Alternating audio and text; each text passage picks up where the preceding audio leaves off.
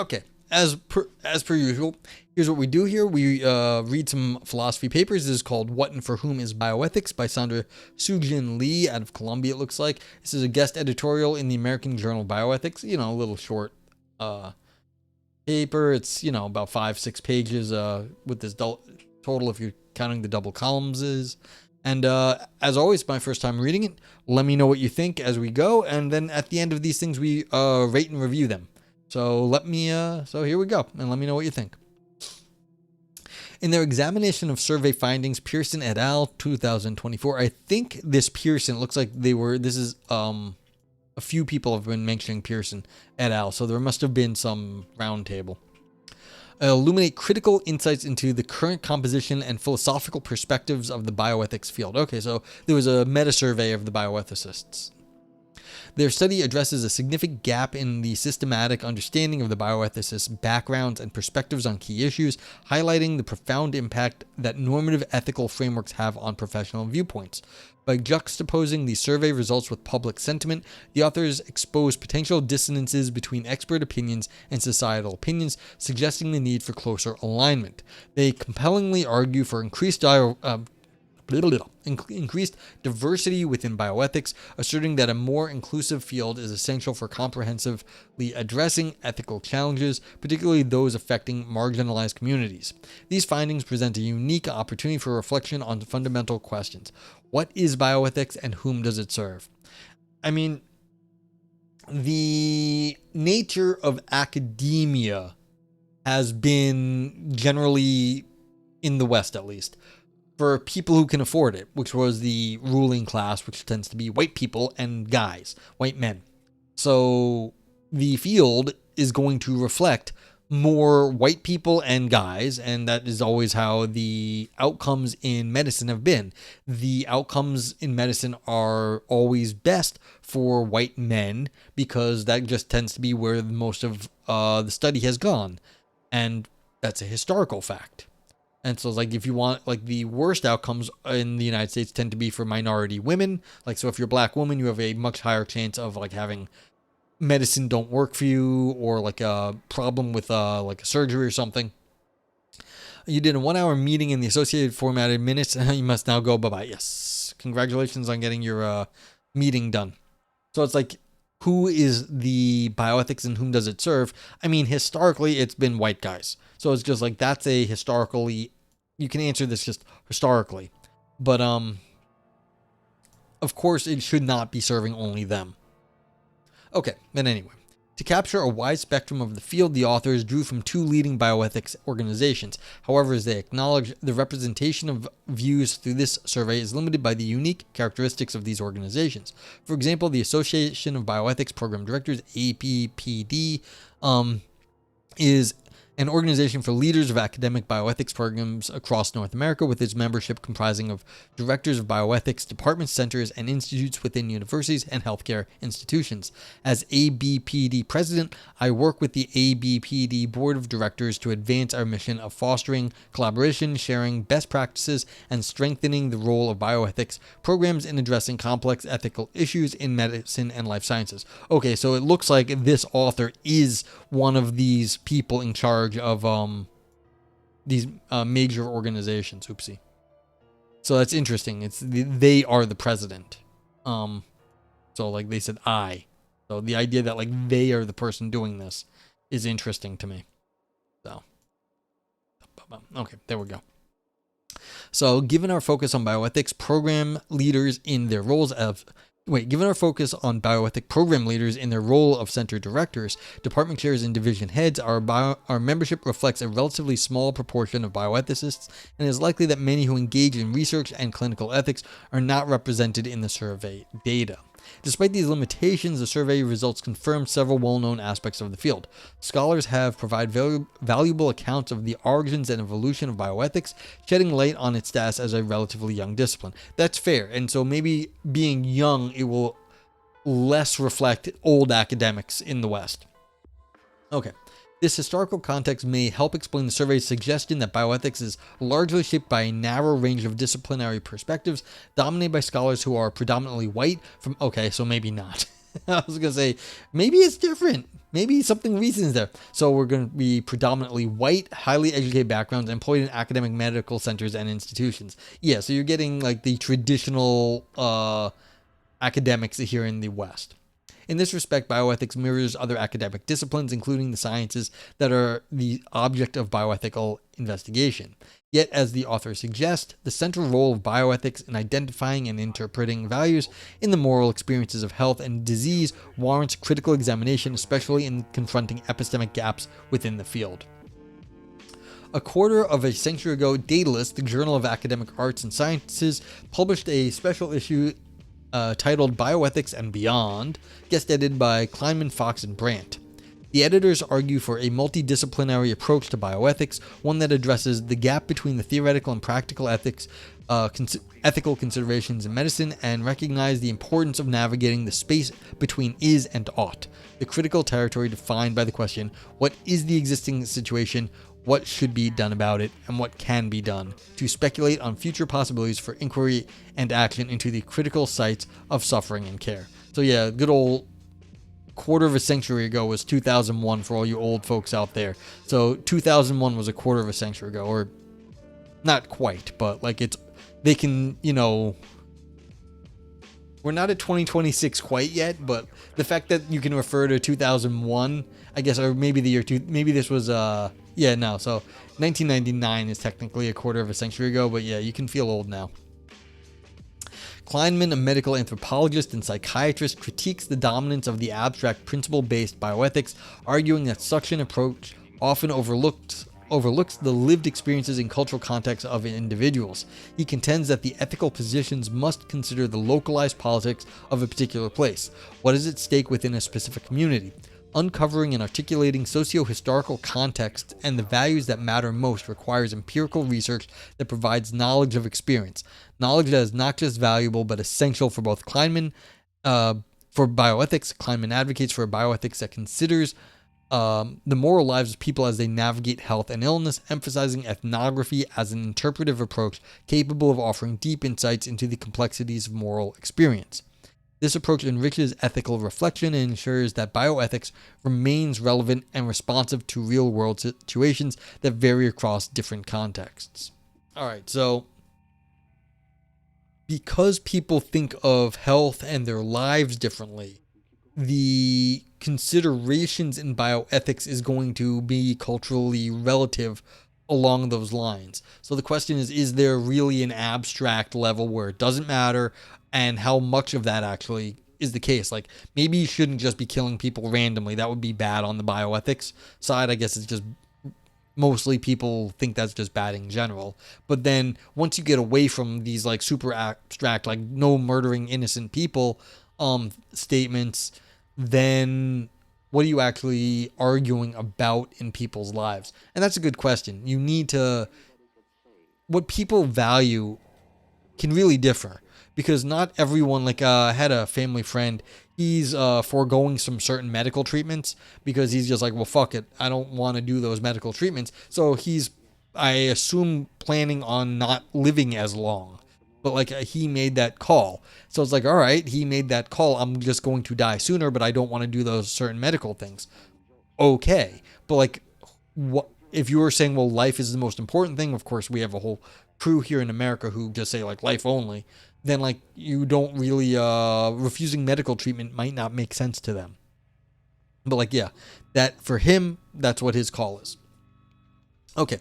Recognizing the epistemic status of bioethics, the ways in which bioethicists are trained, and how bioethical work is structured within medicine and biomedical research is crucial for identifying and addressing the ethical questions that truly matter. Yeah, so now all of a sudden we've got ethical questions that matter and ethical questions that truly matter.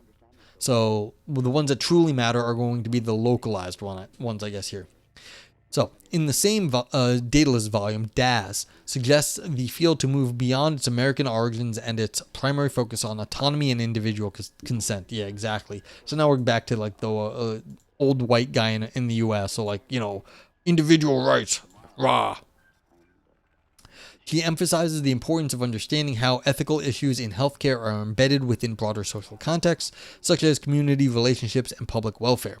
Das calls for a bioethics that is more tuned to the everyday realities of people's lives and that takes into account the collective dimensions of ethical action. Okay. In response to global events that have starkly revealed the devastating impact of racism on human health, the ABPD in 2020 convened a presidential task force on racial equity, diversity, and inclusion. So they called it READY. That's pretty cool. So as opposed to the DEI, which people are talking about now, they've got the racial equity. So that's READY. That sounds better. Under the leadership of past President Christine Mitchell and co-chaired by Clarence Braddock and myself, what's up, Caudio? The task force engaged in 2 years of rigorous dialogue, culminating in 9 recommendations aimed at transforming the field. These recommendations emerged from challenging conversations with leading scholars within and beyond our organization, exploring why bioethics has often failed to address the most pressing questions of justice.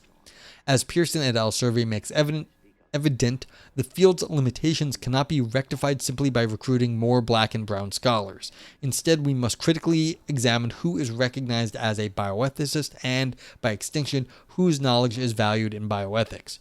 Yeah, so this is the old thing where it's like, if you keep training people in the same way, you're going to get the same sort of, even though they may not be white people, you're going to get people that are in the same sort of like mentality as the old guard was, and so you're not going to actually expand the field. If everyone works the same way because they've been trained in the same way, then your chances are you're not going to really expand how things are going. Of course, you're going to do good research, but how diverse of ideas are you actually going to get? You think, K-Par says, I think it's also taking stock of public discourse on bioethical issues. Yeah, they did say that earlier. They said basically there's a large disconnect between what's going on in bioethical research and what people actually care about. And so this is part of it. Absolutely. Okay. Also, this paper's starting to come off with a, like, an apologist sort of sound to it. I didn't realize that we were reading a paper from one of the survey participants, and now it's feeling like, hey, we're trying here, we're trying to do stuff, we took steps to like address our problems. And I don't know if that's the goal of this paper, but I think it's just a little bit it may be in the background that some critical survey came out and they were like, yeah, we know, we've been working on it, but like a little defense, you know, is there's maybe a little bit of defense here. The READY Task Force highlights significant epistemic gaps in bioethics, particularly concerning the field's historical failure to adequately address racial justice. Yeah, I mean, again, this is one of those things that everyone in the West has not really come, well, at least in the United States, has not come to grasp with.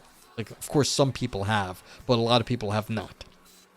Okay, despite bioethics' roots in confronting ethical issues deeply entwined with racism and oppression, the field has largely neglected to center racial equity in its scholarship, pedagogy, and practice. We created a committee to establish a board to organize a working group to develop a proposal to submit a grant which, if secured, will result in action. Guaranteed. Exactly, K-Pars. How you doing, Caudillo? Not much, man. Just get back from the library now, listening to me read, eating some sandwiches. Sandwiches are awesome. I hope they taste great. Yeah, I mean, it's just a little bioethics. So, apparently, like, why do we do bioethics? Because people care about this shit, but which people count is what we're talking about now. When you're talking about what people count for bioethics, is it just the old white guys? It shouldn't be, but that's kind of how it's been. Right. So the author says, we advocate for a paradigm shift in bioethics, urging leaders to acknowledge and dismantle the systemic racism embedded in the field's methodologies, funding priorities, and professional networks. We were talking about this earlier also in chat. There's all this sort of like in club, out club sort of stuff. When you're in the club, you can like sort of recognize the people who know what you're talking about because you see them like referencing the same people, saying the same stuff. And so that's the people you're most comfortable with, and you end up like supporting them because it's the easiest thing to do.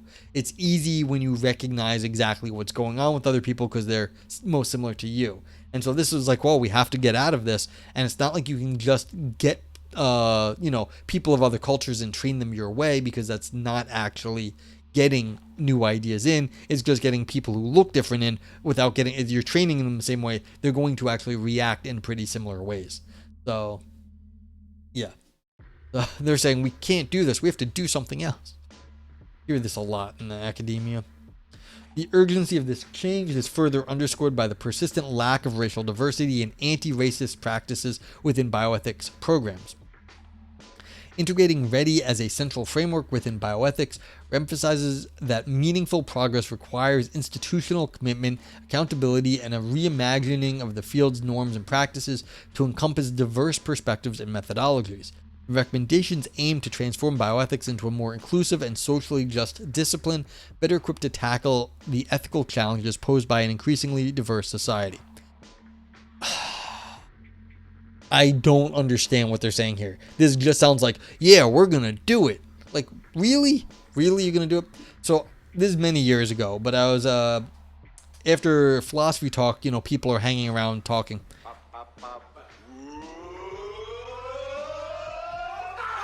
Ivan, thank you for the raid. Welcome in. How you doing? What's up? What's up, Luminance? How you been? How do you? Welcome in. Let's give Ivan a shout out. Shout out the Ivan. Ivan, how's the rest of your discussion? How'd everything go? Okay, bars, yeah. Hi. Yeah, we're talking some bioethics here. So, fun. Yeah. Well, and as always, thank you for the raid. If you need to go, like, take a snack, raid and run, feel free. Thank you for the raid. Quality scenes. My scene or your scene? Like, what? I don't know. But yeah, that's good. Thermo, Ivan was into it. Oh, good. Well, that's always fun. Because, I left you talking about, like, quantum states and stuff. Yeah, so that's, who knows? Yeah, so what we're talking about here, and if anyone doesn't know me, I'm a philosopher, and I talk about, like, big ideas because they're cool, and, no. Yeah, I am a philosopher, and we discuss philosophy here. I tend to, like, read some academic works and, see what is going on, and I try to figure it out, and, chat discusses. Have a favorite philosopher? Me. We all love Diogenes. Thank you for the sub.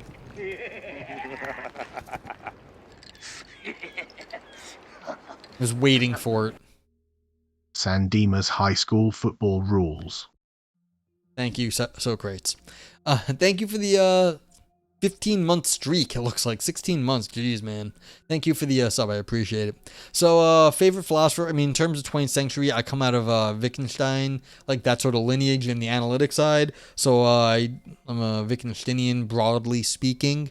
I've published on Wittgensteinian epistemology before. Diogenes, in terms of ancient philosophy, I consider myself a bit of a neo-cynic, and there's a lot of space between those two, but like, yeah. So, but if you have any questions, you can ask, and this ain't ask me anything. I don't give a shit sometimes, and I don't feel like answering, I won't. But yeah, like that's what. If you feel free to ask, I may not answer. But yeah, welcome in, Thermo. So yeah, so thanks for the raid, Ivan. So. If you have any questions, just let me know. Hope you're doing well. The rest of the stream went well. But okay, we were reading this. Start with the easy ones? Okay, yeah. The meaning life is easy. It's 42. So it's like, what is the purpose of life? 42. I told you what it was. I already said it was 42. Simple. So smooth. Exactly.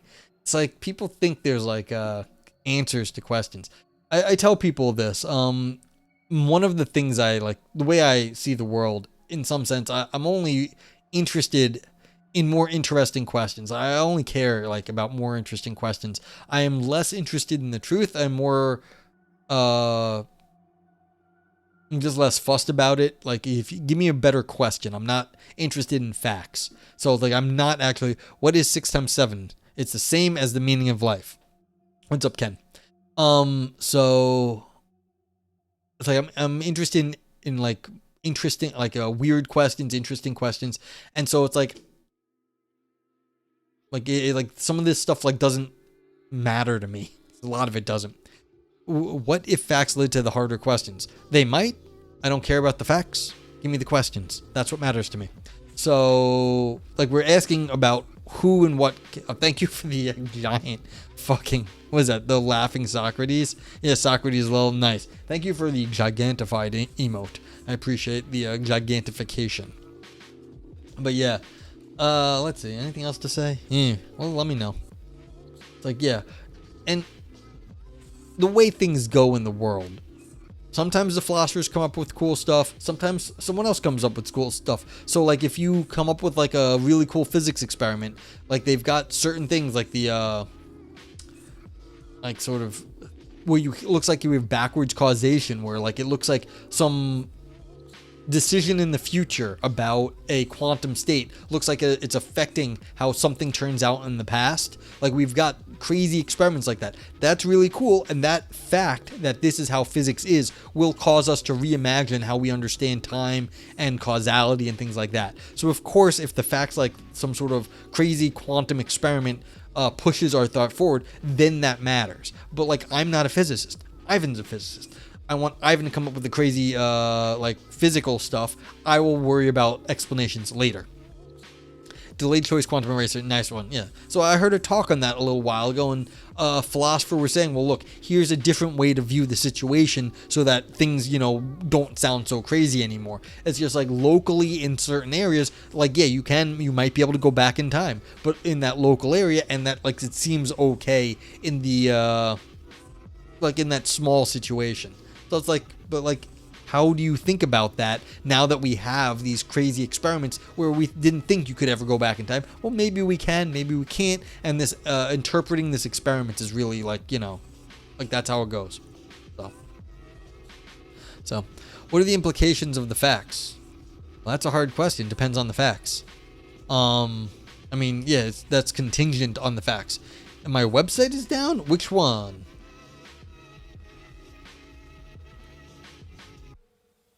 Well, not the Philosophy Roulette review. Let's see. Oh, you're right, it is. How do you like that? Okay. Yeah, my main site. That's annoying. I wonder why. Sometimes I get attacked by, yeah, the blog. Thank you for letting me know, Caudio. Quite often what happens is, bots, I get attacked by bots. It happens a lot nowadays. So, yeah. The theory is contingent on the facts, and the facts are contingent on the theory. Yes, Luminance, that's correct. Yeah, database error. Ninth Avatar. What are we reading new to Twitch? Sorry if it's a description. I'm not saying. No, what I do here is I read philosophy papers. And so this one is, you can see here, the title is, what and for whom is bioethics? One sec. I forgot. I have to, oopsie. I forgot to update my, link. I need to do this. So yeah, this is the link to the paper. So yeah, philosophy is agreed among premise. I understand his position. Yeah, well, there are things in philosophy that you will have to accept. It's not all agreed upon. You cannot deny certain logical theses on pain of not making any sense anymore. So there's difficulties, and it looks like there might be some metaphysical positions too that you cannot get away from. Now, these are very general statements about the world, and it makes it very hard to, like, understand a whole lot about the anything else, like outside of just some very abstract logic or metaphysics. But it's not all contingent either. So yeah. But, like, what I do here is I read stuff and we discuss it. So we're talking about the field of bioethics and what and whom is it for. So what should bioethics be for? And I'm reading this paper and it's coming off as apologetics, which is basically trying to explain away the problem, be like, oh yeah, it's not so bad. I mean, it's saying all good things, but they were like, oh yeah, we have this program called Ready that we should implement to make things better. But what I was just about to say was, before the raid, was I was at a talk and it was like an old guy, an old white dude philosopher, and he was like, he hated like the feminist epistemology. He didn't like it. He didn't like the idea that there's knowledge that you need to have a certain sort of life to experience if it's knowledge that should be accessible to everyone. I'm a little partial to embodied knowledge. Thanks for the follow. And like, I'm a little partial to it, so I was just kind of keeping my mouth shut, and like other people were agreeing with him. I was like, I'm definitely keeping my mouth shut now. But it's like, it's really hard to like get new perspectives in, because you've got this old guard that's just like, what the fuck are you talking about? If it's knowledge, anyone can have access to it, because if you're saying like, I can't have access to knowledge, just tell me. If you can't tell me, then you don't know it either. So it's just this is part of like the just sort of like, what the fuck is wrong with you people? But the difficulty, of course, is, and now we'll get a little bit into the weeds, is that the old guard sees the world in a certain way. And if you're saying, well, look at it differently, that takes effort. You may have to look at the world a different way to understand that the relations are not what you think they are. And so it's like, I could tell you that certain things are racist, but like, you will not see that it's racist. Like, I could explain it to you, but you won't see the right connections, and so you will discount the fact of like the racism existing. Did I ask him what it was like to be a bat? No. Yeah, gatekeepers and liars are your specialty. Excellent, Thermore. Sorry, I was saying Thermore. 76 it looks like. If I'm saying your name wrong, let me know. But yeah, so there is a greater difficulty than just being like, oh yeah, we need alternate perspectives, because people will actively discount other perspectives on a very high level theoretical basis. So like, it's not enough to say, oh yeah, we need other perspectives in here, because you have to actively work to show how your perspective is limited, and people don't like doing that. So like, the idea is that like the recommendations aim to transform bioethics into a more inclusive and socially just discipline, better equipped to tackle the ethical challenges posed by an increasingly diverse society. It's like, that's nice, but how are you actively changing your mind? Yeah. Lumen says, I feel like those convos blur what are the facts and who has access to the facts. Of course the facts hold or they don't, but it seems almost inarguable that different perspectives obscure or make visible particular features of experience. Yeah, but people don't want to accept that. They really don't want to accept that. Like, I mean, I like my phenomenology. I know you haven't, like, you've been doing some Heidegger and stuff, so you have an idea about this. You probably understand it better than I do. But, like, people, like the very analytic types, are not really down with the phenomenology. They're not down with the idea that like there is a way they view the world. They still have this sort of naive realism about them. They're just like, oh, I see the world and that's the world of facts. It's like, nah. Yeah, it's like one thing. It's like, okay, is this a pen? Yes, this is a pen. Is this a quarter? Yes, this is a quarter. Like, you take a look, it's like, okay, that stuff's obvious. Can you see the racist tendencies of certain people? Well, that's hard. How are you interpreting what they are doing as racist? It's like, well, you might see it because like you have experience dealing with racism, or you might not see it because you just don't have the experience, and so you can't tell that like overall they're being racist, when in any individual little thing it may not look so bad. So yeah. But it's a question of phenomenology at that point. It's like, have you got the right level of understanding of like what's at stake and who and how things are working before you actually realize what's going on? Or are you just missing the forest for the trees? You're just looking at every little thing, and well, in any one instance, it's not so bad. But like on the whole, it can be, downright nasty. Okay. So, okay. Continuing, alignment with public opinion is not the primary objective of bioethics. Like other academic disciplines requiring rigorous training and focused inquiry, bioethics is a specialized field dedicated to employing moral reasoning to raise critical questions and support ethical decision making. See, again, right here, this is the trouble.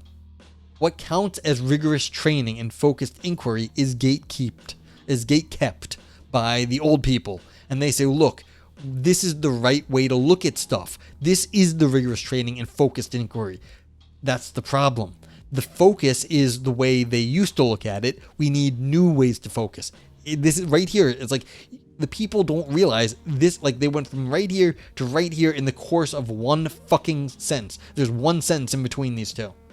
Like, that's it. That's how long it took before they said something that doesn't really follow. Okay. Bioethicists are not tasked with mirroring public views, but with clarifying views, articulating the principles underlying ethical dilemmas, and evaluating the consequences of various interventions. Their role is to provide a reasoned analysis that guides society through complex moral landscapes rather than simply reflecting popular sentiment. I mean, I get the point here. They're saying, look, we're not just going by like fads. We're not supposed to be the people that like care about this, then they care about that because that's what's hot in that day. But still, like, the idea that like they have to see things a new way and then they have to also rigorously train and focus inquiry, like the two things don't follow. Lemon says, yeah, I totally agree. I think the thing that annoys me is said people position themselves as the true defenders of science, but the idea that we have direct non-empirical access to the pure facts is like the most anti-scientific position possible. Yeah. And that's part of the difficulty. They really take their naive, like there's a lot of, I feel like, naive realism lurking in the background of just a lot of people. They want to just be like, I see the way the world is, because like when you say something like obvious like this, like, yeah, like you can see my nose, this is a note, this is a quarter, like things like that are obvious, and they can't get away from that. They can't understand that the realism doesn't work except for in a very limited case. So it's like, yeah, can you see the nose in front of your face? Yeah, I can see my nose. I can look at it. There's my nose. But like, when it's that sort of thing, sure. But like, anything more complicated than that, like understanding what a car is. Like, can I see a car? Of course I could see a car. Like, there's cars on the street over there. But like, if you went back 200 years, no one would know what a car was. There's a lot of life and experience and culture that goes into it. So like, this is like right here, like this sort of thing is just like, yeah. Okay. However, the field must be vigilant against epistemic injustice, the harm caused when knowledge, experiences, or insights are unjustly devalued or dismissed due to prejudice or systemic biases. In bioethics, this injustice occurs when the lived experience of marginalized groups are excluded or undervalued in ethical deliberations and policy making. Such exclusions not only perpetuate existing inequalities, but can produce ethical frameworks and decisions that are disconnected from the realities of those most affected. And this is a thing. Like, if you don't know what people are going through and you make decisions based on what you think is important, it's not going to line up. It just won't. The absence of lived experience in bioethics results in a narrow and often distorted understanding of ethical issues, thereby reinforcing the very social and health disparities that bioethics aims to address. This epistemic harm undermines the field's credibility and effectiveness, ultimately hindering its ability to provide a comprehensive and just response to the complex ethical challenges facing diverse societies. Given the substantial influence bioethicists wield over medical, scientific, and public health policies, the study by Pearson et al. Calls for a concerted effort to leverage this influence in advocating for ethical practices that encompass a broader spectrum of perspectives. Ultimately, this research serves as a clarion call for the bioethics community to actively foster equity and inclusivity, thereby enhancing its capacity to navigate complex ethical terrains more effectively and justly. Claudio says, my ability to listen to these philosophy streams and play PoE at the same time is getting really good. Thank you. I appreciate the PoE and philosophy merger. I think that's cool. So, thank you, Claudio. Yeah, so what do we have to say about this? Like, you know, it's a short paper, but like, well, now what we normally do is we rate them. So if you want to get a rating in, I know this was only like a short paper here, but like, did this actually say anything about bioethics? I don't know. It seems a little bit very addicted. Believe me, I played so much Diablo 2 when it came out, and then I played some PoE afterwards. Mumbo Jumbo, yeah. But anyway, if you're new here, if you came in with the raid or whatever, what we do is you get to use emotes. Like, these are Better TTV emotes, so anyone can use them if you install the Better TTV plugin. But otherwise, you just put in the text, and what will happen is the bot grabs the emote review, like the emote text, counts it up, and then your review goes on the website. So if you thought it was fun and had fun ideas, Brain Dance. If you thought it was had existential or artistic drama, Nog Scream. Deep arrangement ideas, the Ouroboros, Nog Oro. And then if it was nice slicing and dicing arguments, you give it Nog Knife. Navel gazing only for academics, Nog Navel. The Turd, Nog Turd. All style, no substance, still poop underneath. And Nog Grapes for big claims that shrivel up. And anything in the green, like those emotes in the green on the top here, that will kind of boost the score because I give a score off this. And everything on the bottom in red will decrease the score. Same with the vote nay. Global nay goes down. Vote yay goes up. And the vote meh actually makes everything kind of go towards the middle. You liked what you heard, or at least how I presented it. Well, I appreciate that. I mean, feel free to rate it as you see fit. Like, I don't gatekeep your ratings. I mean, of course, I'm going to affect how you rate because I'm going to say things, but still. I sell your vote to the people who are here for the whole thing. It doesn't matter. That's fine. You don't have to worry about it. If you liked it, you liked it. Nice. I tend to go Pathfinder, Toxic Rain. Oh, there you go. Your build. Oh, your Deadeye, Ice Shot. Like and level 95. Wow. That sounds good. All right, so what do I say about this? This is gonna get a Nog Grapes because at first, and like a vote meh. Like, it's not a bad read. It's sort of like this thing that just kind of... This is just another, like, hey, we need to do better. Academia is the way it has been. Like, we know it's got problems and we're trying to solve them. But I don't think it said anything all that new. It sort of rehashed that they were trying to take steps. But, like, right here, what I was just saying a few minutes ago is that, you thought the Ouroboros was like going in circles. No, the Ouroboros is an ancient symbol. I think it goes back at least to ancient Egypt. And it tends to mean like, birth and death, like life.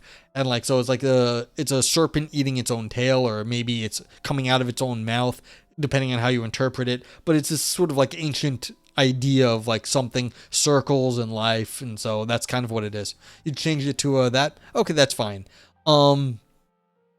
Yeah, they'll basically cancel out is what this will be. So, I don't think this is like a terrible paper. I just think this is, I just don't think a whole lot happened here. Yeah. So if you keep adding more emotes, it will kind of add in. It just will. So that's what will happen. Yeah, so, like, again, this was competently written. This was... it expressed, ideas clearly, but I just don't feel like it, it just sounded like I was saying earlier in apologetics. They were trying to explain their position given the state of the world. And it's just sort of like they're saying, well, this is how things are. We're trying to give a rational reconstruction of what we're doing about it now. It's like, that's fine. But nothing new got said. It was just sort of like apologetics. And they say, well, we got to do this, but then we also have to be rigorous and focused. Well, what does focused mean in these questions, in this space? And that's my biggest problem with these sort of papers is, or this sort of thing, is that when you say focused, you're focused on what? Really? What are you focused on? In philosophy, what are we focused on? Are we focused on new ideas? Not really. We're focused on some really weird ancient ideas and some weird other ideas. But like, if we're going to give like, we're going to give like rational, like, reasoning about stuff, sometimes, not always. And it's like, well, what are we training people to do? Well, they have to at least have these skills to begin with. But like, you have to realize things do not go the way you think they are. And so the idea that you're training everybody to be focused and rational, it's like, that's not always how you're going to get good philosophers. The good philosophers do not always show up just going through the academic, training program. So that's my kind of worry on this sort of thing. Anyway, anyone else wants to get their reviews in, please do.